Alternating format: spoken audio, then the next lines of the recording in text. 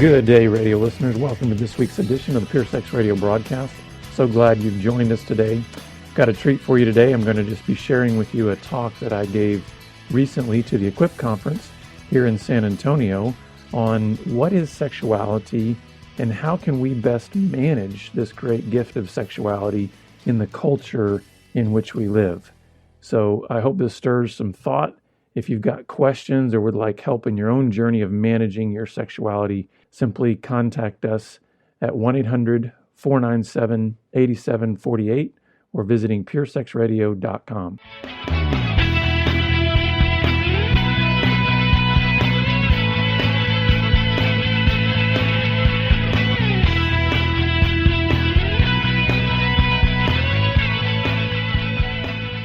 What is sexuality? What does it mean to be male and female? And how do we manage that in the world in which we live? And so that's what I want to talk about this morning. I want to talk about what sex is in terms of how the Bible tells us about this and how God speaks it into our lives. And then how do we manage it well? And by the way, what I'm going to tell you today is not culturally specific because we've based our ministry on the principles of God's Word. And so therefore the principles, they will translate into any culture, any language, and any time in history. So that's the good news, is what I'm going to give you this morning is not going to be outdated in 5 years. It's going to be something that you can found your life on and say, this is how I need to see sexuality and how I need to manage it in the world in which we live. No matter what happens with technology, no matter what happens around you. So first, I want to share with you 3 major points of what sex is. First, sex is good. Sex is good. That's not something that we're often told in our church environment a lot of times. In fact, we're probably not even told anything about sex in our church environment a lot of times. And if we are, it's often usually a shaming message. It's a don't do this. It comes across as sex is wrong, sex is bad. I'm here to tell you sex is good, period. I'm not going to qualify it. And when I say sex this morning, what I want you to hear is not only the act of sex, but sexuality, maleness and femaleness. So every time I say sex, it encompasses all of that. Too many times we get this narrow view of sex when we think of only the sexual act. And guys, God's view of sex is so much broader than that. We are male and female, and therefore it's good. Sometimes when I talk to younger groups, especially when I'm talking to teenagers, and I love it when parents are present, because I will say this, I'll say, sex is good all the time. And then I pause, to resuscitate whatever parent has fallen out of a chair, because they're like, what are you telling my teenager? And I just say, it's the context that determines the outcome. But let's not make the context change the nature of sex. And to illustrate this, because sometimes people go, wait, I still don't catch that. I'm thinking, listen, I've always been told sex before marriage is bad, bad, bad. Well, think of it this way. Is fire good or bad? I say it's good. Because fire is only doing what fire does. If there is fuel, and if there is an ignition source and there's oxygen, fire exists. So it's going to do what it does. It's going to burn. So in that sense, it's good. Now, what happens if you have fire in a fireplace? The context determines the outcome, right?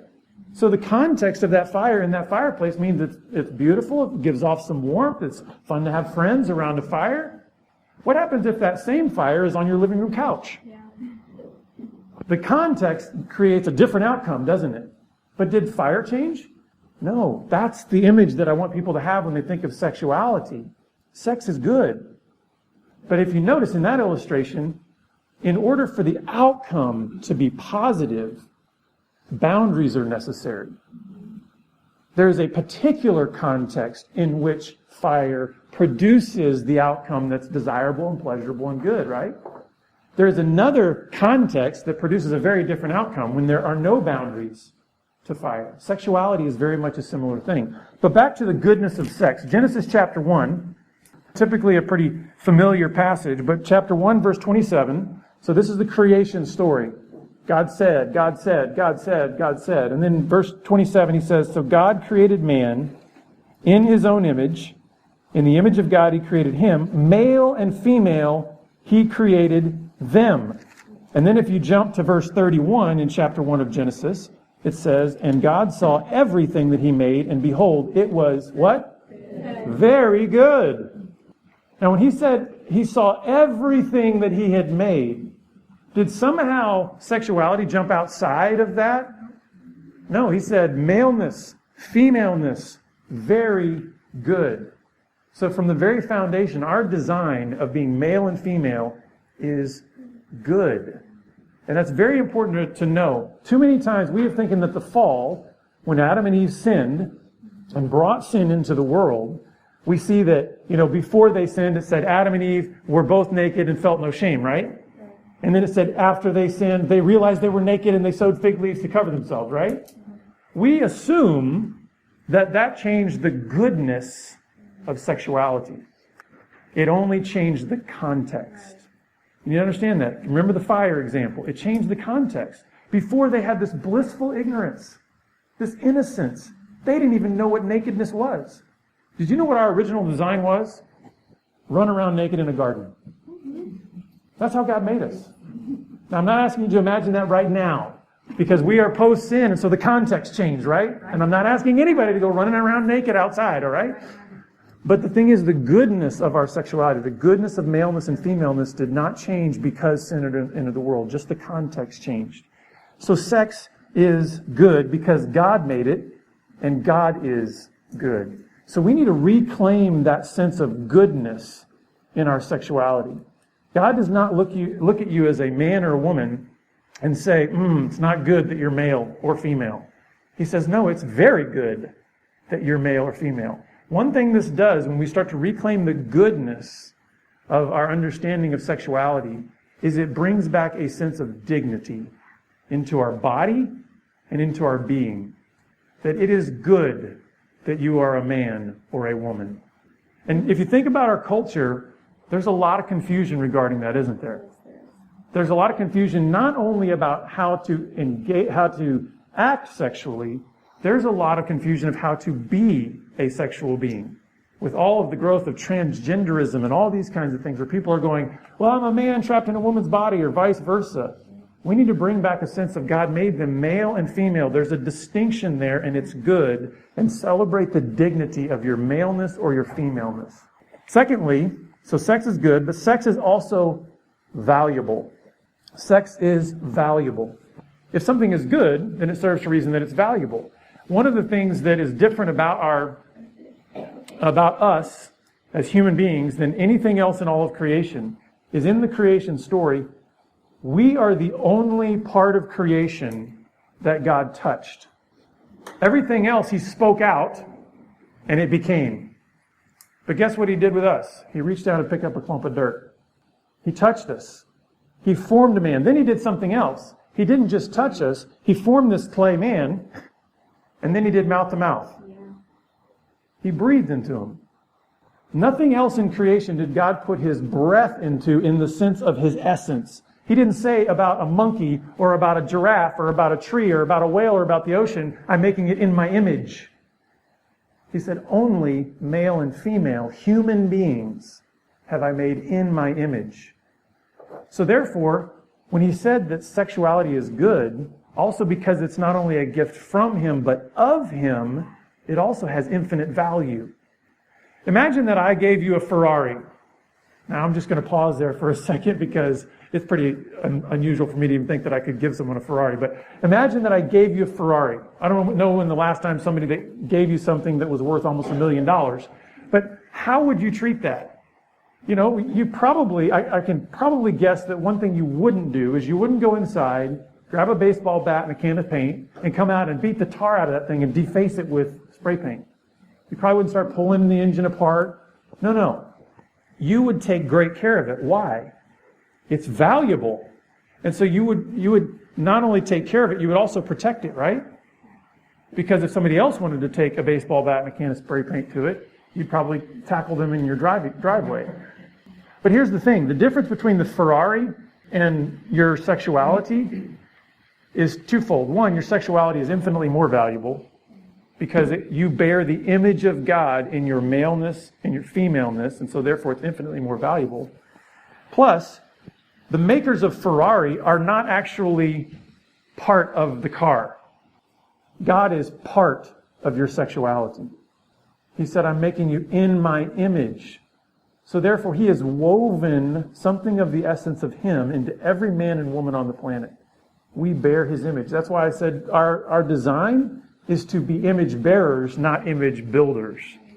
And I think one of the first ways in which we begin to understand that is by understanding that our maleness and our femaleness, our sexuality, is part of that image bearing. And just so you know, did you know you cannot complete that image separate from one another? Clearly, the most profound image of that is found in marriage. When a husband and wife come together and they come together sexually, that is the best expression. That's the highest expression of the fullness of the image of God. Notice he didn't say, I'm going to make them in my image male or female. It's male and female. Therefore, the fullness of God's image is expressed in community with one another. This happens both in marriage and certainly is expressed in the highest level in sexual union in marriage, but it also happens within the church. When men and women as brothers and sisters in Christ get together in fellowship, we are bearing the image of God. Sometimes when I say what I'm about to say, people, go, wait a second, that feels a little awkward because I don't know how to wrap my head around that kind of language when you're talking about God this way. God is both masculine and feminine. Some of you might be going, time out. Did you just call God feminine? Yes. And what I mean by that is, if it's true that he said, I'm going to make man in my image, male and female, then guess what God's image contains? Femaleness. Now don't misunderstand. I'm not changing God's sense of authority structure and protection and those kind of things. What I am saying, though, is that as much as he contains all of the masculine characteristics, he contains all of the feminine characteristics. Does anybody know what Jesus said when he was about to ride into Jerusalem? His heart was broken. And he said, oh, would that I like a hen gather you under my wings. That is motherly talk. And so we need to celebrate the fact that our sexuality is good. It's also valuable. God is both masculine and feminine, so therefore let's carry ourselves with dignity. And then finally, sex is powerful. So sex is good. God made us male and female. It's valuable. It's something to be cherished and taken care of, and it's powerful. It's powerful for both life or death. Life in a very literal sense, and by the way, both of these are either literal or relational. In a literal sense, sex is powerful for life, procreation. That's another thing about the biblical stance on sexuality, is God did not make male and male, female and female. He did not bring Adam 3 wives. He did not bring, 2 guys and 3, male and female. And so therefore, the only way procreation happens is male and female. So in a very real sense, sex is powerful in that regard because life is formed out of that union. I have 3 kids, and 2 of them are teenagers, one of them's 12 years old. Every time I look at those kids, I'm actually pretty fascinated and amazed and overwhelmed and scared that God gave me that kind of creative power with my wife. Think about that. Life can come out of that union. It's very powerful. It's also not only powerful literally for life, but it's powerful literally in relationships. In the union of marriage, that is the institution. That's the context in which God said, let the fire burn. He said, within those boundaries, no restrictions, folks. Let the fires burn in there. And it's actually powerful in that regard because did you know there are some drugs that are released in your brain when you act out sexually? Dopamine is the pleasure drug. It's saying, give me more, more, more, more, more. And by the way, keeping in mind the fire example, your sexuality is just doing what it was made to do when these chemicals are released. In the same way that fire, when it has all the right ingredients, is just going to burn. So dopamine is released when it's that pleasure chemical. But then there's this really cool chemical that's released that's a bonding chemical. It's oxytocin. Every time there is a sexual release what ends up happening is oxytocin is released in the brain, and there is a bond formed with whatever or whomever you are being sexual with. And God made oxytocin on purpose. You know why? Because when the fire is in the fireplace, when sexuality is within marriage, the point of oxytocin is not that, oh my goodness, we're in our 30s now, our sex life is over. No. The point of oxytocin is that over a lifetime, bonding, the two shall become one flesh. Don't be fooled into our cultural lie that says sex is only good when you're young. Right. I can testify after being married for over 20 years, it gets better over time. It's like good wine. It gets better over time. Now, for some of you, that might be a shock, and for some of you, it might be disgusting to think of that. But anyway, it's true. And it's because God made these cool little chemicals called oxytocin. But this is also why sex is powerful for death. Because did you know that same drug is released every time that you act out with pornography? This is why many men come to our ministry, many wives actually come to our ministry and tell us about their husbands. And they say, he prefers porn over me. You know why? Fire is just doing what fire does. Because he has released oxytocin so many times in the presence of pornography, he is forming that kind of oneness bond with pornography. And therefore, it's no wonder that he doesn't have the same kind of intimacy and bond with his wife. Good news, guys, though. I don't want to scare you. This is good news. Sex is good, sex is valuable, sex is powerful. The good news is your brain can change. You know, the Apostle Paul, without having any scientific background whatsoever, without being a professor of anything, knew 2,000 years ago something that scientists are just now figuring out. Romans 12 tells us this, that we are transformed by what? The renewing of our minds. It shouldn't surprise us how many times have you ever gone, wow, God actually knew something and we figured that out with science now. I mean, it's kind of silly, right? We've often taken that as just meaning sort of like this intangible, immaterial, mental thing. The renewing of your mind is very biological. Yeah. It's called neuroplasticity. And whatever ways in which you burn tracks in your brain chemically, they can be redesigned. This is the good news of the transformative power of Christ. It doesn't just affect your spirit and your soul, it affects your body.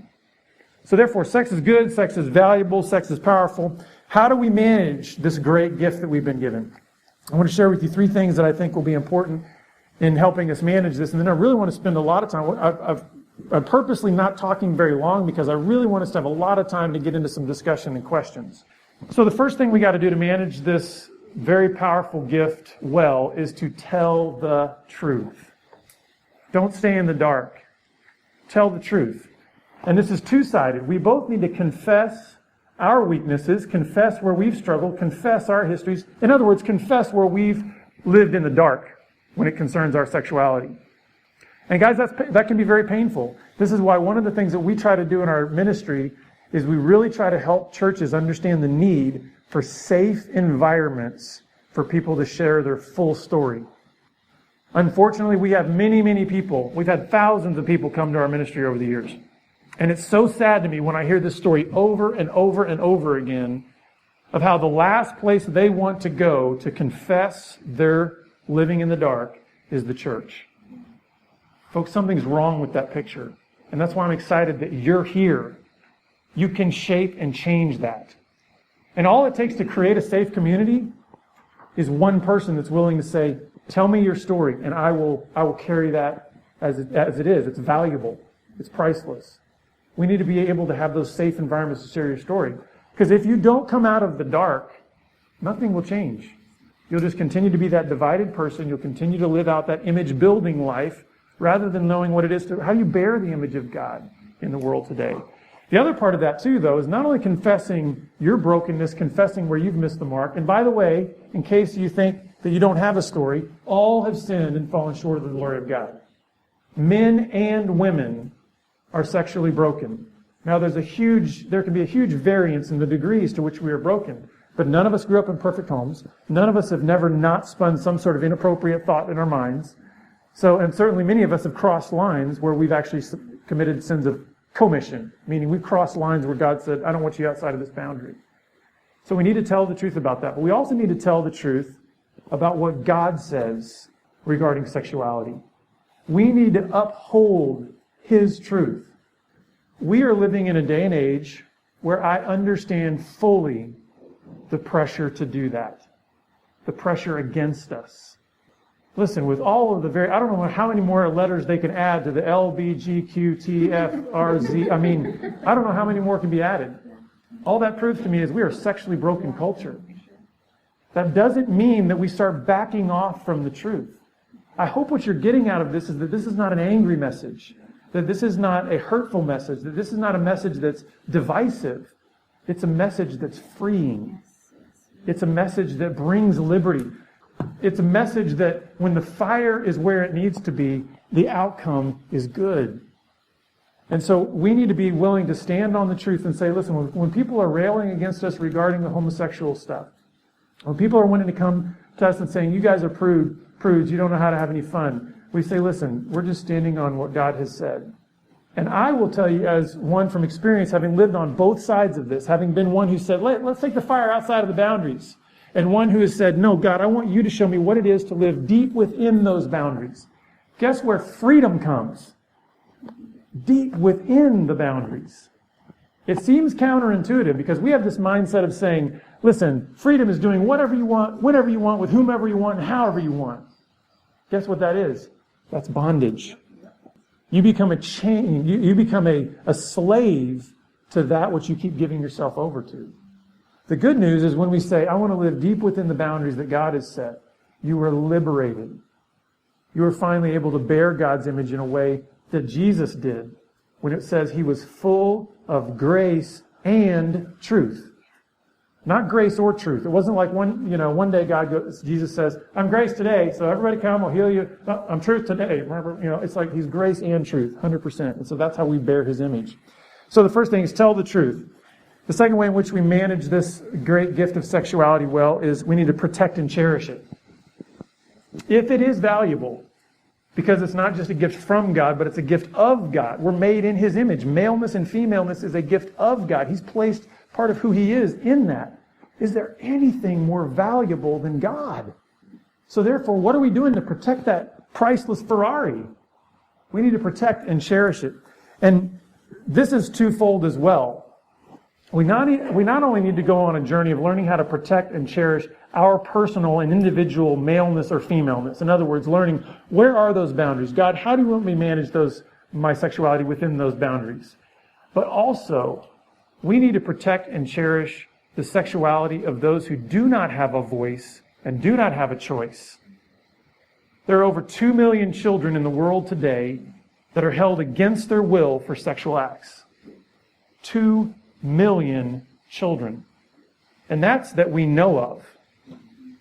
Human trafficking is a huge, huge issue. And I would strongly encourage you, if you're feeling a sense of justice, if you're feeling God prick your heart in that area of wanting to protect others' sexuality, that they don't have the voice to protect it, then I strongly encourage you to get involved with ministries and churches and organizations that are doing things regarding human trafficking and helping that. So I think we need to protect and cherish not only the gift that we carry and that we have the ability to protect and to cherish, but also to have a sense of justice for those who cannot do that. Did you know that that God actually commands us to be angry? Many times we think, oh, that can't be right. We are to be angry. We're simply told not to sin in our anger. If you feel in your spirit a sense of anger towards unrighteousness, whatever it is, whether it be sexual abuse, whether it be human trafficking, whether it be whatever's going on, don't squelch that. Allow it to grow into a passion so that then you can bring justice on earth as it is in heaven. And finally, the last thing you need to do to manage your sexuality well is to handle it with care. It's powerful, remember? We need to set healthy boundaries. And here's something interesting that might, again, be one of those counterintuitive things. Greater focus unleashes greater power. Many people call Christians narrow-minded, right? Hallelujah. I love it when they call me narrow-minded. You know what I like to tell them about?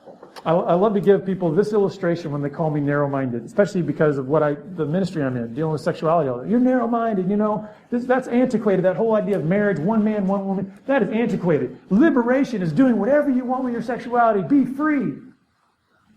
And I like to often say this: which is more powerful? Water out of your garden hose or water under pressure? Anybody ever used a pressure washer? Yeah. It's this like compressor thing that you can hook up to just any normal garden hose. And what it does, it compresses the water. It focuses the water. It narrows the output. But you know what it does? It almost cut my finger off one time. I did the stupid thing of, I was pressure washing, and one time something got on the nozzle. So smart me, while it's still on, I go down there to get it off, and it nearly sliced my finger off. Now, can a garden hose do that? No, but focused, narrow water is very powerful. So people want to call you a narrow-minded Christian because you're saying, hey, God has said, put this great gift, this powerful gift within the bounds of marriage. You can say it becomes more powerful when it is more focused. You know what happened with me and my wife? When I put the blinders on and said, I forsake all others, and began devoting everything that I was, body, soul, and spirit, to her, guess what actually intensified? Sexual union. It became more intense. It actually got better. Why? Because focus increases power. Another example is light. Can any of this light that's in here perform surgery or cut through steel? It's a trick question. It can, but not in its current disbursement. See, it's too widely dispersed. It's too broad. It's too free. But guess what? When you tighten it down and focus it and narrow it into a laser, you can perform surgery, you can cut through steel. So keep that in mind as you're thinking about, how do I handle sexuality in this culture that's asking me to keep broadening it out. I want you to understand this. It's much more powerful. You will have more impact for the gospel in where you live the narrower you focus your sexuality and say, I'm going to live according to God's design. And that says the only place in which I can let the fires burn is in marriage. Now, I understand, don't get me wrong. I'm not saying that I think this is a cakewalk for single people, okay? But here's the thing we have to understand, and this is something I really want you to get. Circumstance does not dictate truth. And we need to be careful about that as Christians. Too many times we feel that pressure and we have that little, the enemy whispering in our ears and says, listen, it's not that big a deal. A little compromise with your boyfriend here is no big a deal. A little bit of this over here on the side with your girlfriend is fine. And little by little, what we end up doing is we start kicking some embers out of the fireplace. We start saying, let's let these fires burn somewhere else. Don't let the pressure of circumstance cause you to think that truth is going to change. I promise you, God says He honors those who honor Him.